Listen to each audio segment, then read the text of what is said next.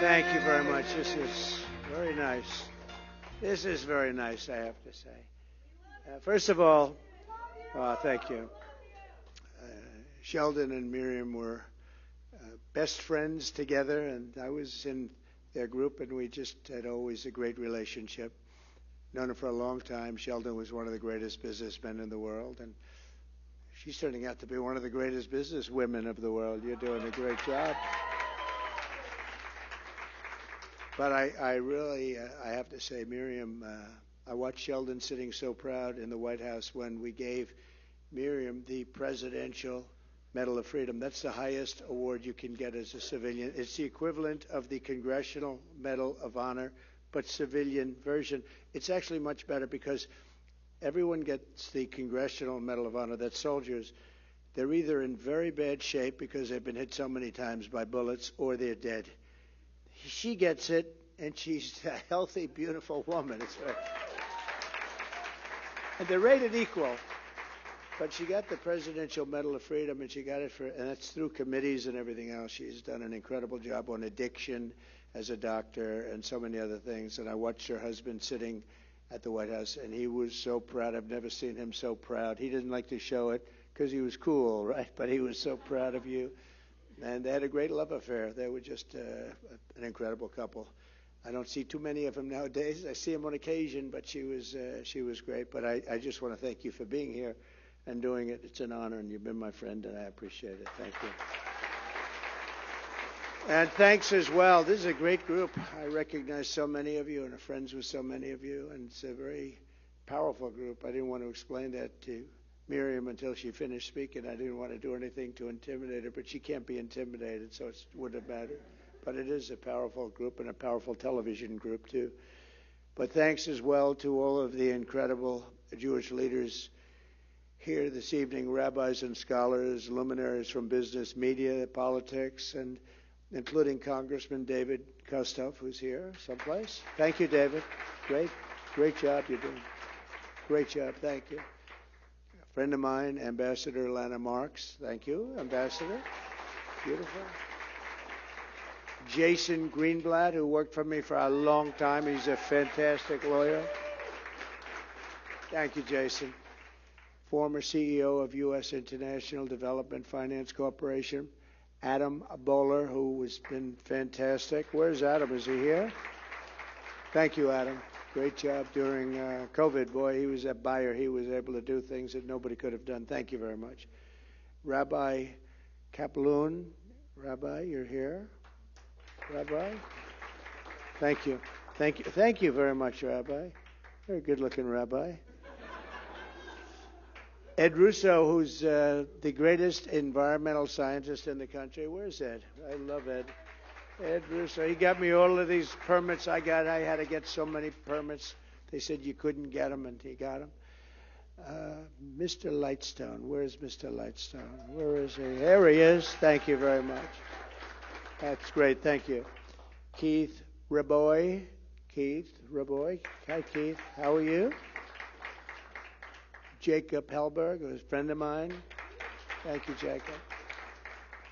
A person I watch on television all the time. I'm not supposed to say this. Usually it's the end of your career, but she's beautiful. Elizabeth Pipko. That's the end of my career as a politician. It's true. Thank you. You do a great job on television defending all of the things that are going on.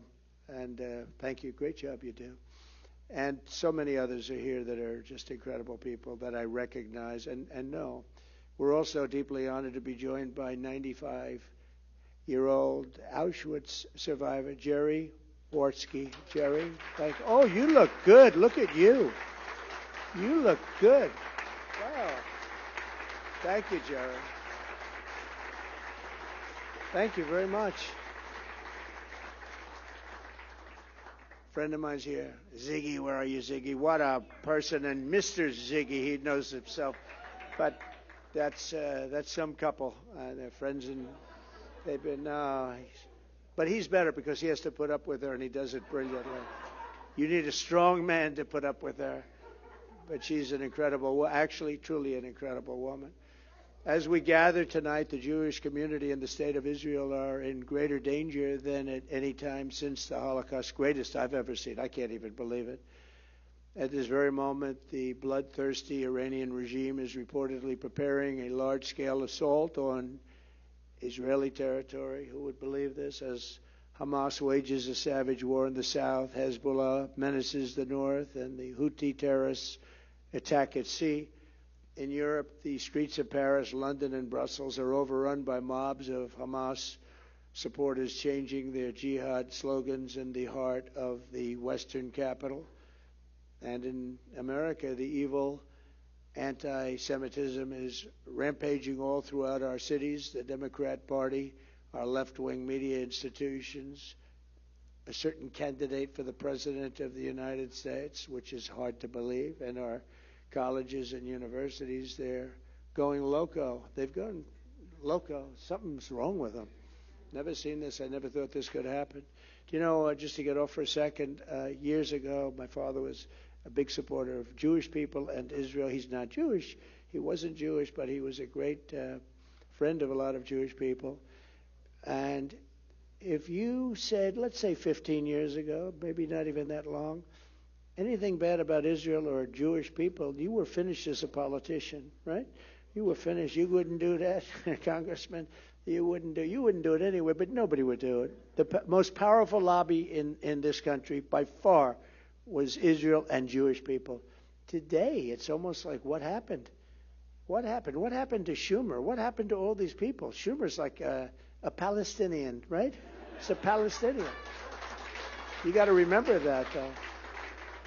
It's it's shocking because I grew up where Israel was supported. My father was a builder in Brooklyn, and a lot of Jewish people. That's all he knew. That's all I knew, essentially. But we knew Jewish people, and they were great people. And we'd go to many events. I'd go with him, and it was great. The card calling, we would card, the card callers. We had a man, Harry Waxman. He was a brilliant card caller. What do you mean you're only going to give $100,000? You got to give $1 million. You'd be embarrassed, and you'd say, all right, I'll give $1 million, right? He was the best of all the card callers. But we would go and Federation and all the different events. But the power, Miriam, of this lobby, this powerful, and it was for good, not for bad, of being Jewish and of Israel. And unfortunately, they're not necessarily the same because you have Jewish people living in New York who really don't support. You look at the New York Times, and they do not support Israel, and I don't think they support Jewish people, you want to know the truth. And you wonder where it all came from. But why did it come? And they have to get together. They have to be strong. Because it's never been under attack like this. It's never been under siege like this. But 15 years ago, it was the absolute most powerful. You couldn't have an AOC +3. They wouldn't have a chance of being elected anywhere. And today you have AOC and some of these people, and they're pretty violent, and they hate Israel, and they hate Jewish people. And you're going to end up winning because you're going to have the president, okay? So you're going to end up winning. But you do have people, and it's amazing. The radical Marxist left and the sympathizers of the radical Islamic terror, who Democrats have imported from all over the world, have united around their hatred of America and their hatred for Israel. They have hatred. The toxic poison of anti-Semitism now courses through the veins of radical Democrat Party. I mean, this is a radical group of people. I never thought I'd see that either. They have gone crazy. And instead of expunging this hatred, Kamala Harris is pandering to it. He wouldn't even meet Bibi. He wouldn't talk to him, didn't want to talk to him, didn't want to mention when they finally were forced to meet. She wouldn't be there. She wouldn't be in Congress, and they were forced to meet. It was like she couldn't stay. She just wanted to get out of the room. You can't have that. She'll let it go. She'll let Israel go. We're here tonight because we believe that this vicious outbreak of militant anti-Semitism is very militant, must be given no quarter, no safe harbor, no place in a civilized society. We must reject it in our schools, reject it in our foreign policy, reject it in our immigration system, and reject it at the ballot box this November. Jewish people... Jewish people have to not vote by habit. You vote by habit for Democrats, and the Democrats are really against you now. If you look at what they're doing, they're absolutely against you. You have to stop. You have to be smart. People can't believe that. I mean, with all of the things, it was so nice that you read them off, but Golan Heights, the Abraham Accords, the biggest thing, I was talking to Sheldon before he passed away. He said the biggest thing you did was terminating the Iran nuclear deal. The problem is,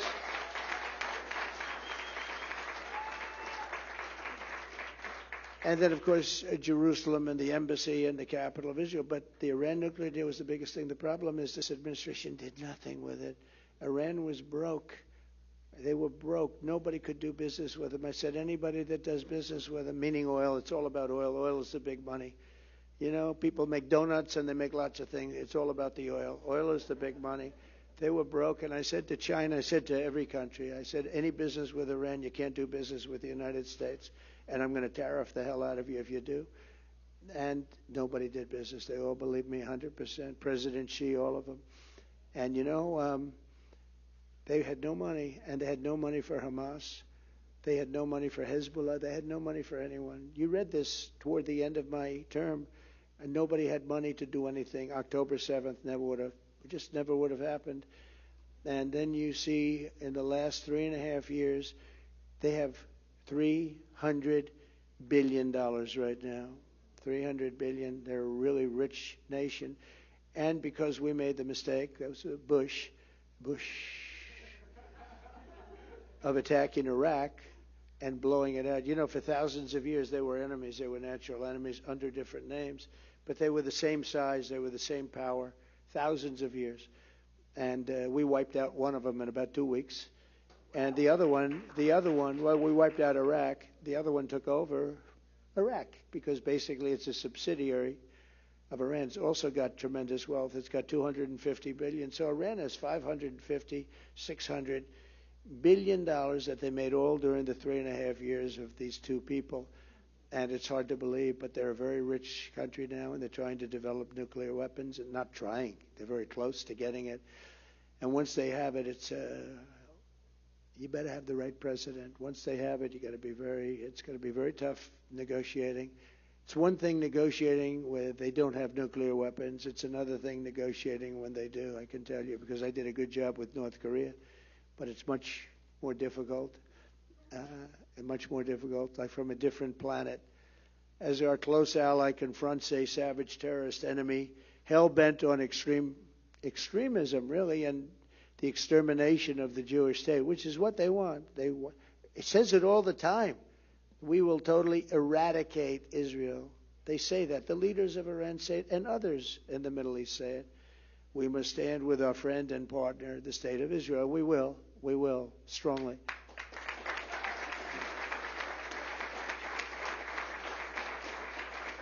And you'll be okay if you have the right president. You have the wrong president, like her, honestly, you don't have a chance. When you look at the odds, when you look at a map of the Middle East, Israel is a tiny little spot compared to these giant land masses. It's really a tiny spot. I actually said, is there any way of getting more? It's so tiny. It just doesn't look. It's amazing how it can defend itself. But, when you look at Iran and you watch their armies today, I was watching their armies. They have hundreds of thousands of people. It's big. It's very big.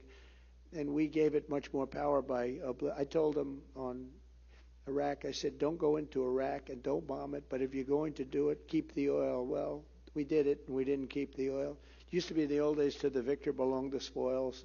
We don't do that. We go and bomb people and leave, and nobody knows what happened. What did we do? Like Afghanistan, the most embarrassing day in the history of our country was Afghanistan. We gave them $85 billion worth of equipment, lost 13 soldiers, but also 47 soldiers were obliterated. No legs, no arms, the face.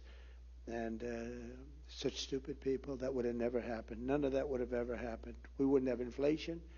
We wouldn't have had the Israeli attack. We wouldn't have the Russian attack on Ukraine. None of it would have happened if we didn't have a bad election. even though we got 12 million more votes than we did before. You know, we got many more votes than we did. We did much better in 2020 than we did in 2016. But all of that took place in a short period of time. But we must declare that without hesitation that what happened to Paris and happened to London, have you seen what's going on? And what happened to Europe will never happen here. But it is happening. It is happening. They say that going to the Democrat convention next week are going to be hundreds of thousands of people that are opposed to Israel. It's their big problem. That's their thing. And not even believable, but hundreds of thousands they're projecting right now. Hundreds of thousands. That's a lot. We will not let a jihad. There will be no jihad coming to America under Trump. I can tell you.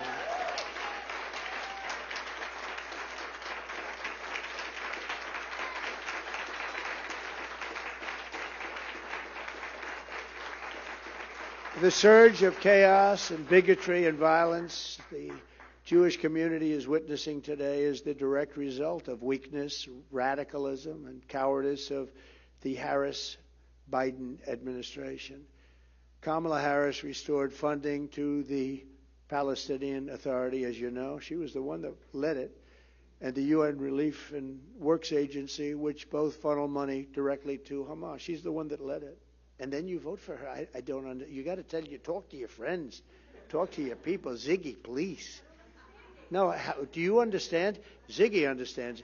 She can't even believe it. But these are the people that give her money, and she's giving money to Hamas, Hezbollah, all of them. She's the one that really pushed for it. She supported removing the Houthis from the list of terrorist organizations, and she got that list taken out. She's the one that really pushed it hard.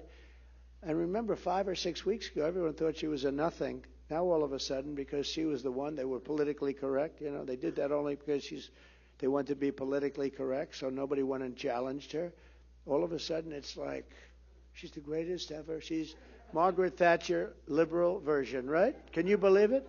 She was nothing 5 weeks ago. She was the worst vice president ever. She was the worst border czar in history. Now she says, I wasn't the border czar, but she was in charge of the border. She did a horrible job. But a group whose motto includes the words, death to America, death to Israel, and a curse on all Jews. That's what their motto is.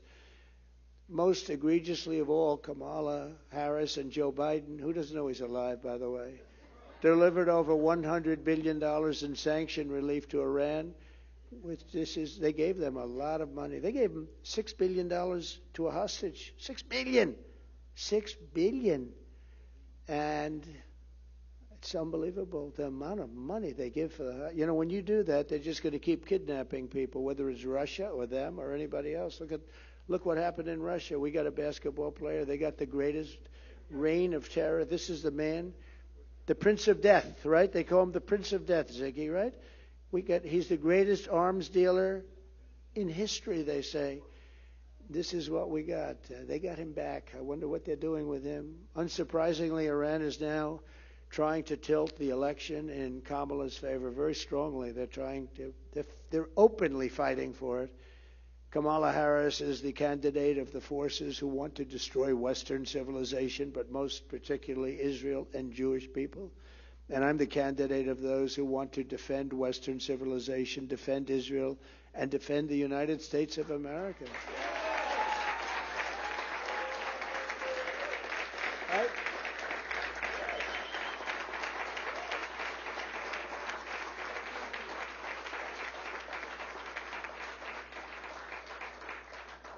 Kamala, I really don't call her Harris because nobody knows who Harris is. You say to people, Harris. Who the hell is Harris? Isn't it a weird deal? Nobody knows. Even me, I'm saying Harris. I'm saying, who is that? It's like, oh, Kamala, because at least people know who she is. But Kamala and Biden's weakness and indulgence of Israel's enemies directly enabled the monstrous October 7th attack on Israel. Would have never happened. They knew nothing was going to happen to them with Biden. The deadliest day for Jews since the Holocaust by far. Hamas slaughtered whole families, raped women, and burned Jewish civilizations alive and screaming, and we got to see the same video. It's incredible. And, you know, they actually deny it even took place. You have people that deny it ever took place. We do know that, right? They deny the Holocaust. But now you have a modern version denying that October 7th. I've seen it. They say it never took place. A lot of these protesters say, I don't know if they believe it, but they've been brainwashed or something. They deny it ever took place. A lot of people say that, which is pretty amazing, actually. This evil atrocity would never have happened if I was president. Remember that. It never would have happened, and it didn't happen. There was never a threat of it. Nobody ever even thought about it. With us, there was zero chance of such an attack, yet almost before the blood of the October 7th victims was dry, and even as innocent civilians remained hostage in the hands of the terrorists, and they are rough terrorists too, rough. Kamala Harris and Joe Biden began to betray Israel in an effort to appease the Hamas caucus in the radical Democrat Party. From the start, Harris has worked to tie Israel's hands behind its back, demanding an immediate ceasefire, always demanding ceasefire. It's like incredible, like they never saw what happened. That would only give Hamas time to regroup and launch a new October 7th style attack, whether it's in a year or 2 years or 5 months or 10 years, on innocent women and children. And the hostages are largely dead. I've been saying it for a long while. If you've been watching over the last few days, Hamas is really being difficult to negotiate with. And the reason is they're dead. Not all, but almost all, a lot. And I watched the way they grabbed that one young girl by the hair and dragged her in, the way they treated her. They're not keeping people around for now 3 years. They're not going to be taking care of them for 3 years, what they've done. And they're probably saying to themselves, we blew it, because everybody wants them to negotiate. They're willing to give them anything. All they do is they want their hostages back, right? They want their hostages back, and Hamas keeps saying, oh, the hostages are gone. They're probably saying to themselves, why did we kill everybody? But I think you're going to have very few people left. You're going to have a lot of them. A lot of people that they think are alive are not going to be alive. These are very savage people. Just last week, Kamala even said she would consider imposing a full arms embargo against Israel, one of the closest allies in the world of the United States. This is unthinkable. She said that.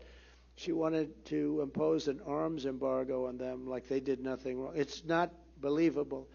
Under no circumstances should a radical extremist who flirts with an embargo against Israel, a major embargo too, just a complete embargo, Israel to get nothing, ever become commander-in-chief of the U.S. military. You know, once the enemy sees if she was ever in there, they will take advantage of Israel beyond.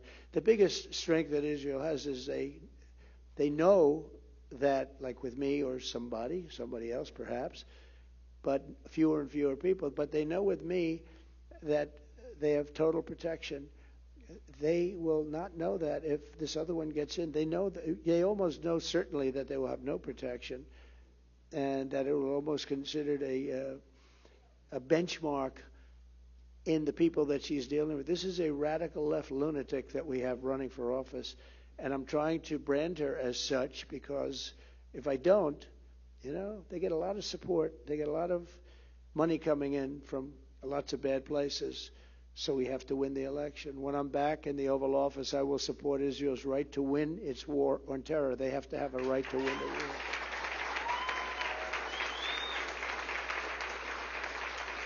Thank you. And I will give Israel the support that it needs to win, but I do want them to win fast. Wouldn't it be nice if they could win fast? And we have to let them win fast. We will restore stability and peace to the Middle East, and we will be sure that it will be peace through strength. You know, we had peace through strength.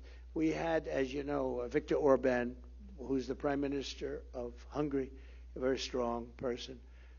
And they asked him a few months ago, why is it that the world is breaking out? You have October 7th, you have Israel, you have Russia. The whole Middle East looks like it's going to blow up. Europe looks like it's going to blow up. The whole world is going to blow up, and China's flying its bombers all over Taiwan. And he said, it's very simple. President Trump is not there. The only way we're going to solve it is President Trump has to be there. Now, he said something that I wouldn't say. He said they were petrified. They were scared of President Trump. They didn't know what the hell he was going to do. They're not afraid of anybody else. So I wouldn't use that word, but they did have respect for me. I knew them all, and they're tough, and they're sharp, and they're at the top of their game, unlike our people. They're at the top of their game. But it was something that he said. He said that would never happen if Trump were there. They said, how would you solve the problem? He said, if President Trump wins the election, it'll all be solved very quickly. It's true. I feel it's true. I mean, I know what we're doing. To our enemies around the world, we want our hostages back, and they better be back before I assume office.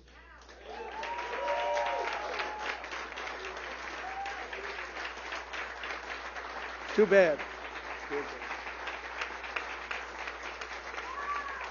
Too bad, because so many are gone. You know that. I think most of the people in this room. I watched some of the mothers in Israel saying, my son, but I haven't heard, in 2 years. They have no idea. They're not going to get a good answer. You understand that. It's a very, very bad situation.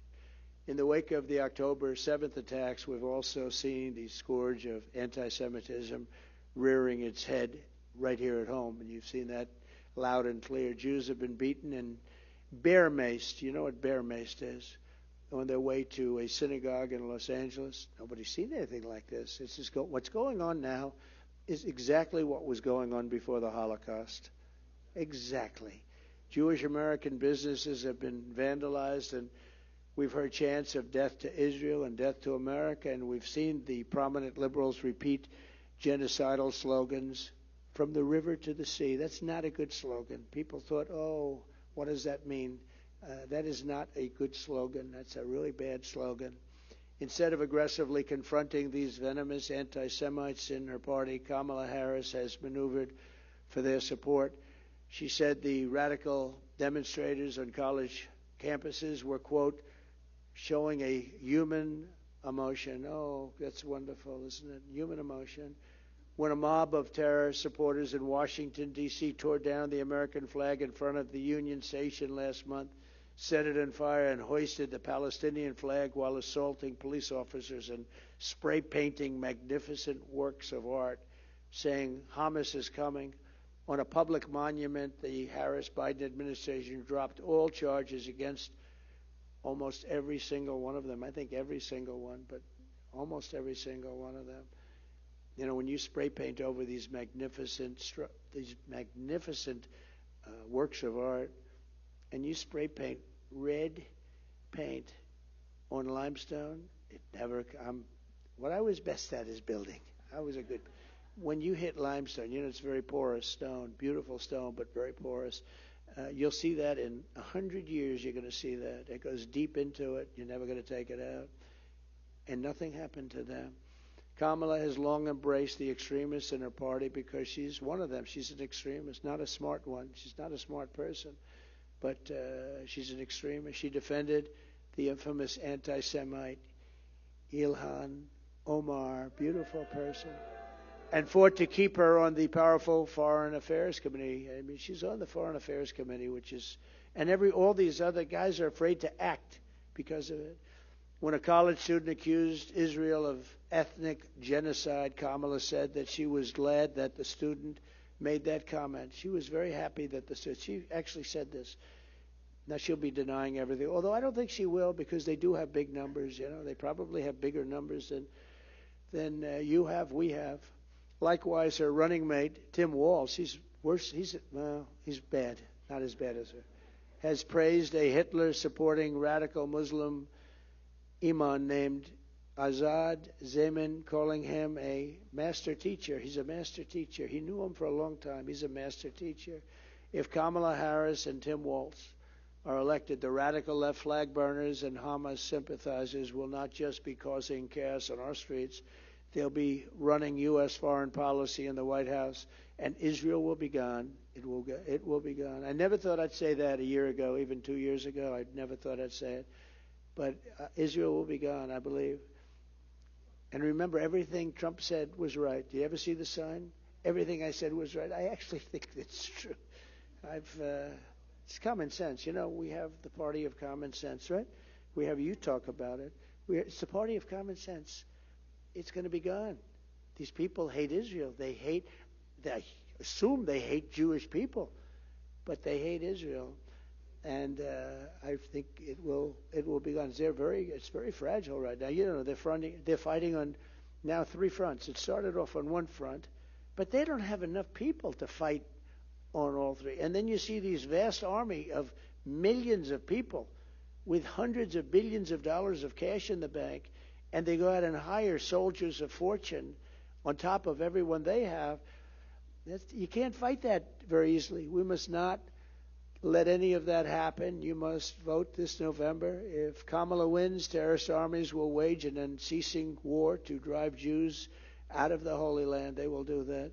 Iran and its proxies will spread bloodshed and death all around the globe. And as she continues to set the world on fire, and I understand her well, I've seen her well, I've studied her now. I have to study her because, unfortunately, by winning the debate so decisively, he got out. A friend of mine said, "You did a horrible job." What?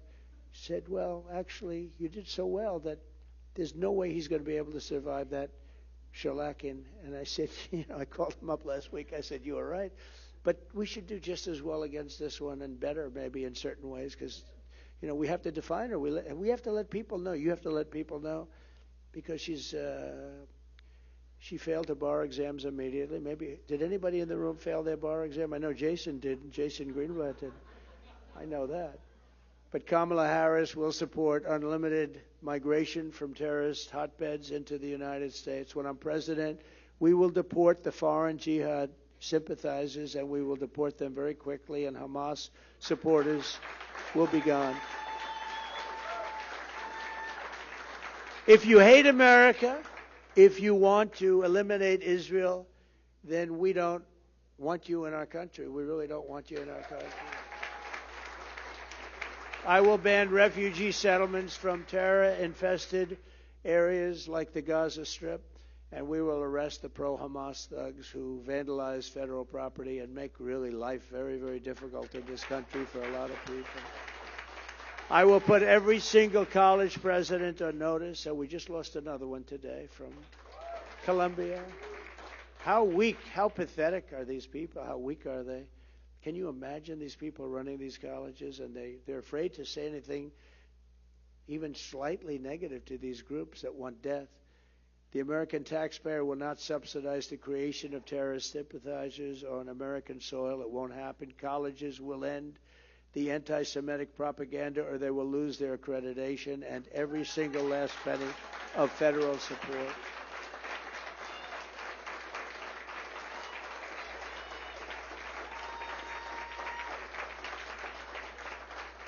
You'll see how nice they'll be. You'll see, they'll change their ways very quickly, but it's not probably from the heart. That's the problem. They may change their ways, but not from the heart. They're changing it because that's brutal, but they're not going to change it from the heart, I suspect. As your president, I will once again stand with the state of Israel. I will protect American Jewish community. I will put America first. I will keep America safe. And I will defend Judeo-Christian civilization from the barbarian savages and the left-wing extremists who want to destroy it. Together, we will confront the forces of anti-Semitism, and we will win, win, win. Thank you, God bless you, and God bless America. Save Israel, right? Save Israel.